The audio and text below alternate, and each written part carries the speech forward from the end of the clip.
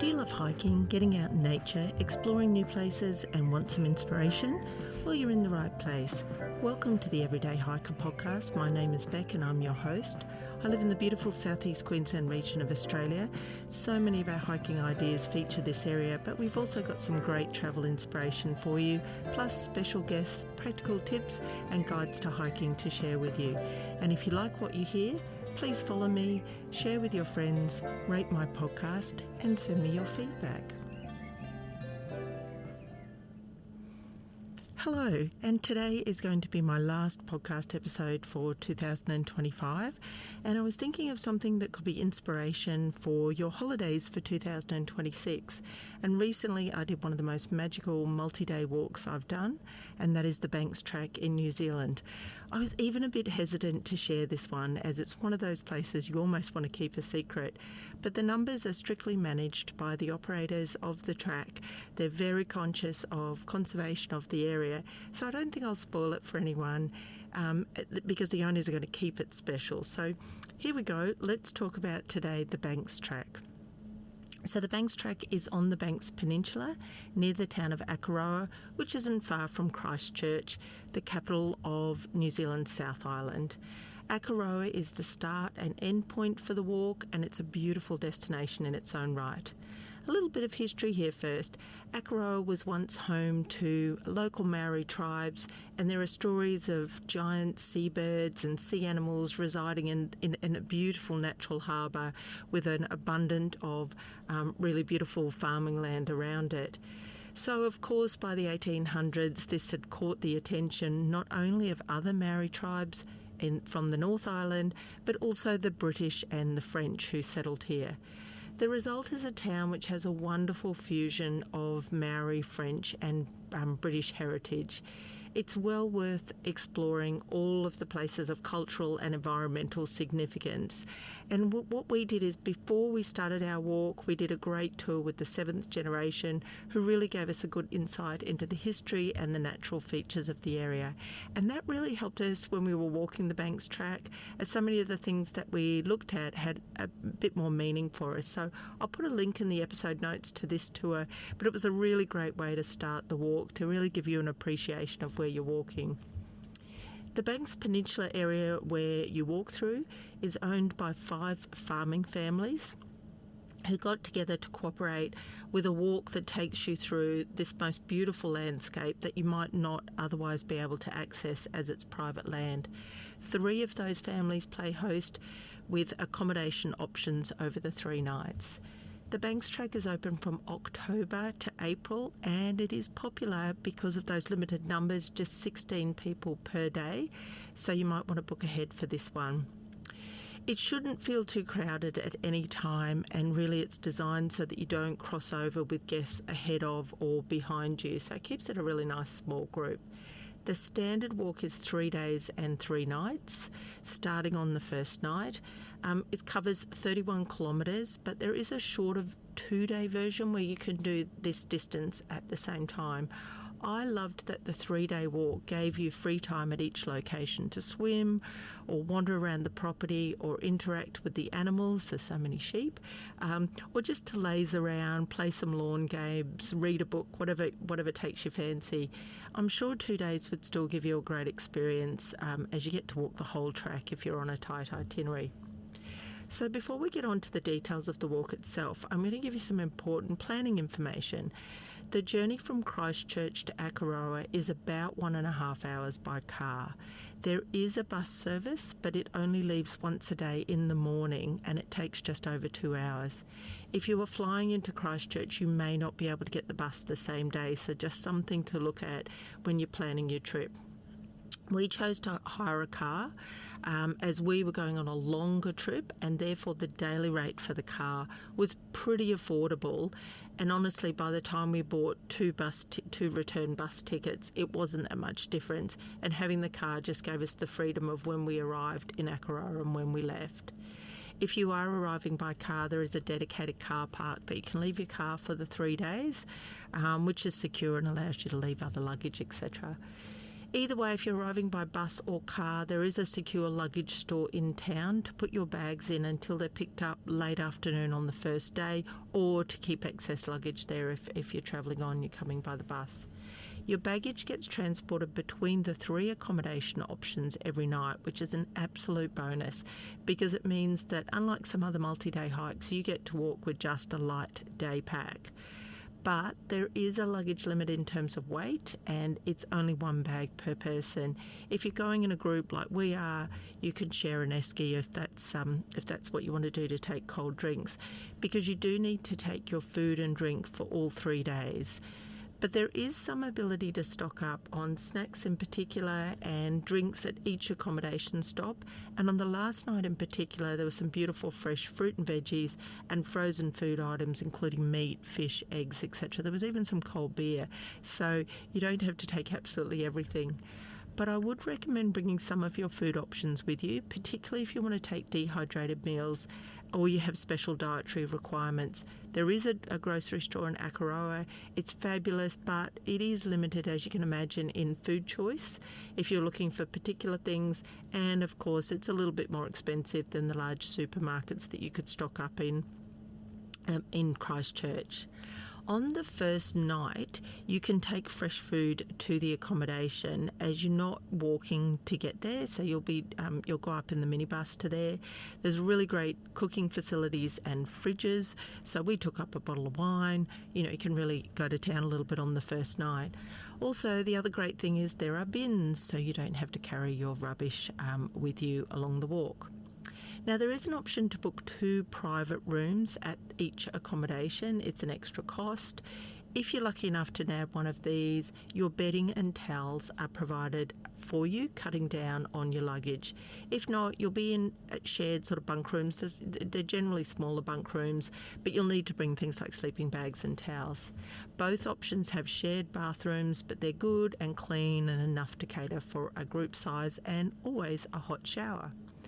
We really did have a bit of 4 seasons on our walk, and it is quite exposed on the peninsula itself. So you want to ensure that you have a pretty good layering system in terms of packing clothes to take with you. You'll want everything from swimming gear to good quality rain and wind jackets. I took hiking poles and I found them useful, particularly on the downhill. There's some fairly steep ascents. I also took a bladder for drinking water. You can top that up at each accommodation stop. You can drink the water, but there is no water along the way, so the best advantage of the bladder is that it could hold 2 litres quite comfortably, which you needed for each day. You also might want to pack a small towel so that you can swim along the way, a first aid kit because it is a remote area. There's nothing out there once you get on the walk itself. And you really do want good hiking or trail shoes because a lot of the walk is on sort of well-formed tracks on grassy hills, but there were bits that were steep descent, bit slippery, not as well-formed, that you wanted shoes with a bit of grip. Obviously, you want some sort of sun protection if you're going in the middle of summer and you really are exposed on that peninsula.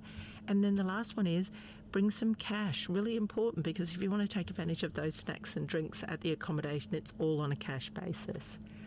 Okay, so let's talk about the walk itself. Day 1, like I said, you'll be picked up at Akaroa and taken to the first night's accommodation, which is at Onuku Farm.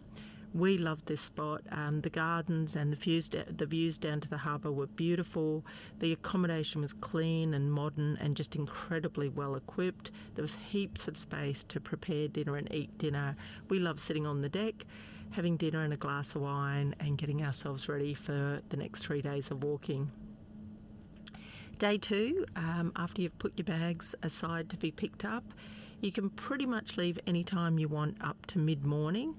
There's no real hurry to get on the track early, as most days it's maybe 4 to 6 hours of walking, so there's heaps of time to get to the next stop. Day 2, you will start the ascent almost right away. There is no chance to warm up on this one. Your heart is pumping almost immediately as you walk up the back of a grass hill.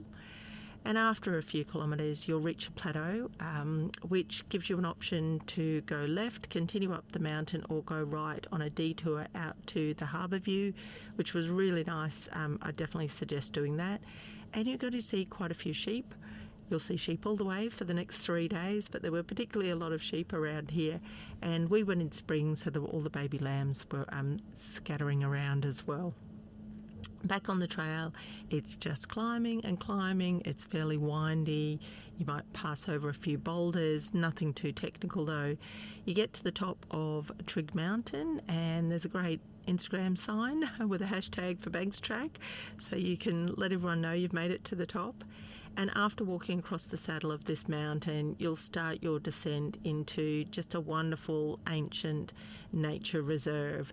And you'll go past a series of waterfalls that are little detours to go into each one. I think there's about 5 or 6, some of which you can swim in. If you do just one, I would do the last one. I definitely think it was the best. And this part of the track is probably the area where you need to watch your footing the most and take your time because it was a little bit slippery and not as well graded as some of the other tracks. But it won't be long before you reach open pastures, and you'll see, once again, a lot of grazing sheep, and you'll know you're coming into Flea Bay for your second night stop. I loved Flea Bay. Again, it is such a beautiful location. We went for a swim as soon as we arrived, and as you can expect from a sea that stretches all the way to Antarctica or an ocean, it was pretty chilly. So we sat outside afterwards in the sun in the grass area. The owners had very thoughtfully provided some lawn games, which we had a bit of fun with. The accommodation here is rustic, but it's clean and comfortable. There's a lounge area with comfy sofas so you can lie on and read books. And once again, there's a well-equipped kitchen for cooking your evening meal. We had requested to do the penguin tour with one of the owners of the Flea Bay farm, Francis. We had a delightful walk with him as he explained the conservation efforts that they had made to look after the colony of little blue penguins that live there and their hatchlings. There are specially designed nesting boxes. The nesting boxes all have these wonderful names that people who've donated have given the name to the nesting box, not the penguin, the box itself. And they really now have safe places for a huge colony of these beautiful little penguins. We also loved just hearing the owner's stories of how his family had adapted and changed over their time in Flea Bay, and his passion for this beautiful area and conservation is just, completely obvious. So I also wanted to make special mention at the farmhouse, the beautiful gardens and the exotic sheep varieties are really lovely to visit around the cottage. Okay, day 3, we once again had booked the kayak tour, and I think this is a must. It's very affordable, and we had a fantastic guide, Manu, who soon had us out on the kayaks, paddling our way through the Pohatu Marine Reserve, where it was just delightful to see the little penguins bobbing away in the ocean. There were heaps of seals sunning themselves on the rocks or diving into the water, and countless seabirds. Manu told us all the names. I can't remember them all, but if you like bird spotting, it's a great spot. We had a pretty calm day, so we could actually paddle all the way out into the ocean and through to some magnificent caves, which was a real highlight. It's not too strenuous a paddle. You've got to be provided with wetsuits and life jackets and skirts to guard against the weather and falling in. So look, I think it's suitable for most people who have just a bit of kayaking experience. So after our kayaking, about mid-morning, we headed out of Flea Bay and started our walk across the peninsula to reach the next night's stop, which was at Stony Bay. Now, in our information booklet, it said that this day was 0 elevation gain, and after a pretty big day of climbing the morning before, we were like, yes, more gentle stroll. Well, no, not quite. It was just an equal amount of up and down hills, so no elevation gain, but still plenty of hills. But we weren't going to complain because this day was just glorious scenery. You're walking across green hills and coastal tracks. The beautiful expanse of the blue ocean is your backdrop pretty much the whole day. About halfway, there's a little stop where the owners have built a hut with some really unique features, unique handmade furniture, including a loo with a view and a throne inside. You'll know what I mean when you get there.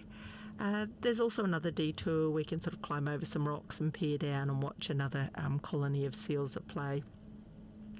From here, you start to see Stony Bay coming into view, and you'll descend through some really pretty coastal scrub. And once again, when you get to the bottom, there are plenty of seals as you come into the bay itself. I should mention there is a detour here as well to go out on the cliffs and round to the front. We didn't do this, but the friends we were with, some of them did do it, said it was a bit dicey, so be careful of that one, a little bit more exposed. The accommodation at Stony Bay is set back a little bit from the beach, so we didn't swim in the ocean, but there is a mountain stream coming down through to the side of where the huts are. And the owners have put in a platform where there's a deep water hole which you can soak in. And once again, yep, it's pretty cold, but it was actually really refreshing to have a bit of a soak after another day of hilly walking. Now, Stony Bay is a real delight. The owner has had a lot of fun building facilities for guests. It's rustic again, it's whimsical, it feels like it's something out of the Hobbit village. There's an outdoor bath heated by a fire underneath. There's a shower that's built into the trunk of a massive tree. There's an adapted outdoor pool table. There's all sorts of other lawn games. There's little separate huts for guests and just a lovely little store with the most beautiful farm-grown vegetables. So we were picking, batches of fresh asparagus and tomatoes and eggs from the chickens on the farm to have with our dinner, which we cooked on the barbecue. And like I said before, cold beers. It's just a really special place to stop on your last night. So day 4, really the third day of walking, but our 4th day that we had been on the track. We had a great night's sleep, left our bags out for the last time and headed out. Today is the most climbing, actually. It's got the highest elevation point, but the start is pretty gentle. You're going through sort of a grassy area along a creek, and you think, no, it's not too bad, but it's not long before you're climbing up a winding track. The scenery is quite different here, though. It was much more densely wooded than the other parts that we've been walking through, and some parts are pretty steep, and you'll need to use your hands climbing up over tree roots.